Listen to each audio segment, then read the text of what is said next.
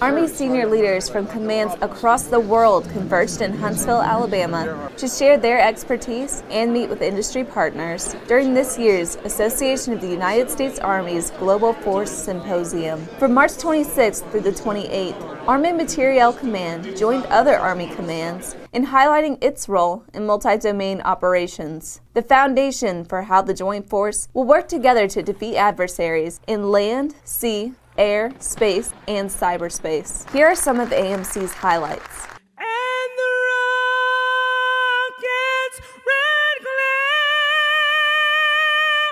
glare. The symposium opened with the national anthem, sang by AMC Command Strategic Planner Audra Allen. The Undersecretary of the Army, Honorable Ryan McCarthy, updated the audience on modernization priorities and the budget. He mentioned the importance of top leaders, like those at Army Futures Command, the Assistant Secretary for Acquisition, Logistics, and Technology, and Army Materiel Command, to work together to best meet the Army's priorities. The other services have had similar challenges when they develop exquisite weapon systems and they bring them into their formations. They've got to be able to talk to each other, first of all. So you can bring that combined arms capability to play and have maximum compounded interest when you're engaged with the enemy. AMC Commander General Gus Perna set the stage for a panel on sustaining multi-domain operations and operationalizing the strategic support area. Our adversaries are studying us. They just don't sit back and wait for contact. They are studying what we've done for years, and in particular the last 17 years. They're watching how we are ramping up our readiness and our modernization. They see the improvements that we're making every day. They are afraid of us on the battlefield.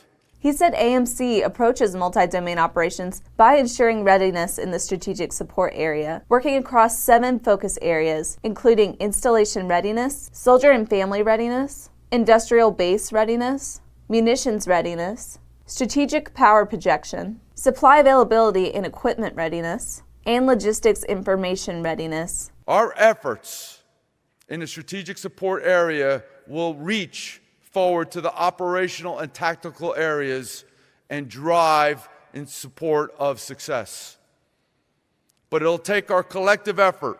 AMC's Deputy Commander, Lieutenant General Ed Daly, explained the strategic role in more detail during the panel discussion. In large-scale combat operations in support of a multi-domain environment, Daly said the scope and magnitude of the logistics requirement throughout the battle space becomes larger. We have to achieve, over time, in concert with industry, enough strategic depth to support large-scale combat operations, just not from a U.S. Army perspective, but from a joint multinational perspective. Daly said each area must be synchronized. Since it involves all domains and it involves the depth and breadth of the battle space, it's not just the sustainment warfighting function, but it has to be synchronized with the protection warfighting function.